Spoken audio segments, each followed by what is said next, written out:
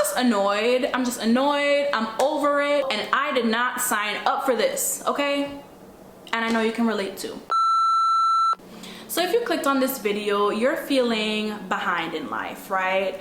There's a couple of thoughts that come to my mind, just adulting and all of that, but I'm only gonna talk about a few topics, and we're gonna conclude the video with how we're going to move forward whenever these thoughts come up.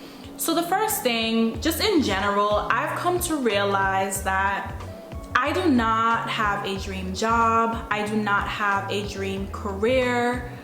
I don't necessarily have any big elaborate plans for the future. I'm really just a girl trying to remain present and go through my day-to-day life, right? So literally, as I came out of the womb, I was asked, what do you want to be when you grow up? And just think about society and like the box it has created, right? So you are asked what you want to be when you grow up. You turn 18, 17, 18 or whatever, and you're meant to choose a major in which you go to school for, you go into this career, and you're meant to retire from that career. You're meant to go under the earth just doing that one thing. And of course, I know in 2021, a lot of people retired from their jobs. A lot of people really started to look at careers, look at their passions and pursue them, right? You know, there's still a huge amount of people that do believe in the structure of school, that believe in the structure of a career, and like that's it. And to a certain extent, I don't want to contradict myself. That is okay for some of us.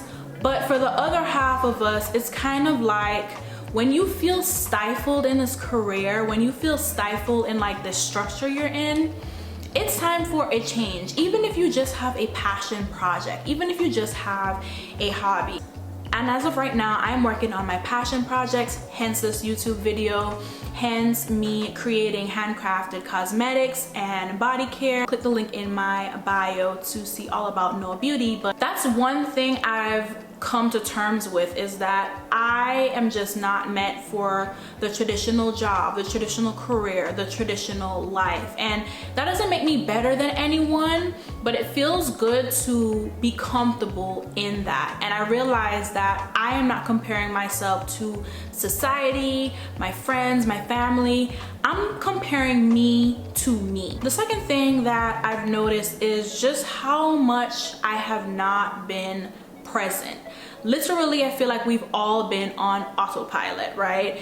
You drive to work, you drive to the gym, you drive to a friend's house because you know the way you get there, but you don't necessarily think about the steps that you took to get there, right?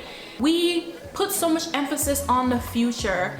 Literally, we were asked what we want to be when we grow up, or you have to set yourself up for the future. In a way, that is important. You do need to save, you do need to plan for retirement and so on, but what about the small things? What about the present, your feelings?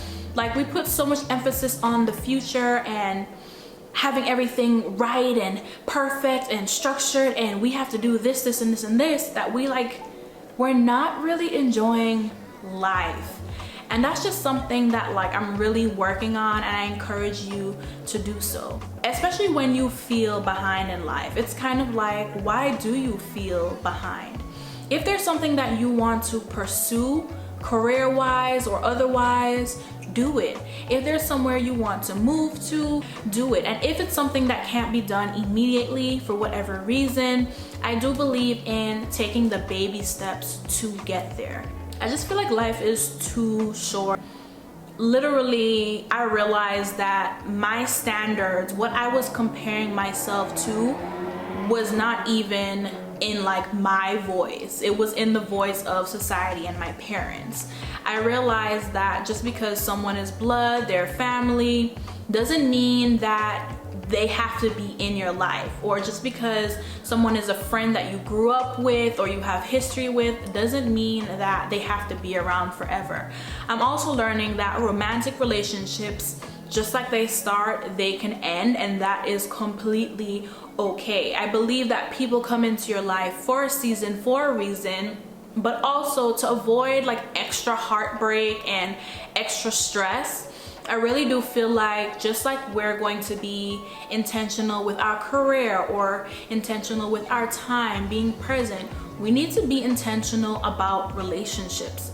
Like, who do you want to be with? Your friends, how do they make you feel? What does that visually look like for you in your mind? Another thing I feel like we don't talk about is, who do you need to become to attract all of these things? Because that doesn't necessarily require money. I'm not talking about the physical, the clothes or whatever, but mentally, who do you have to be to attract all of these things that you want? If you don't know, on this channel, I create videos all about growth, self-development, adulting, and lifestyle. And literally, I've created videos, I'll put a few here, but I've created videos just talking about like improving yourself to be who you want to be, not what anybody else. Forget everybody else. Like I said, I just really wanted to come on here, share some of my thoughts, just really like elaborate on some of the things I guess we don't really talk about. You know, obviously I know that like everyone's situation is different. We do have to work to make money to survive.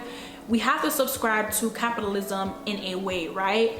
But it's kind of like, I just don't think it has to be difficult. Like, I do not dream of labor. Literally, this quote went around like the internet all of last year, but like, I'm truly understanding it. We don't have to work hard. We don't have to be overproductive.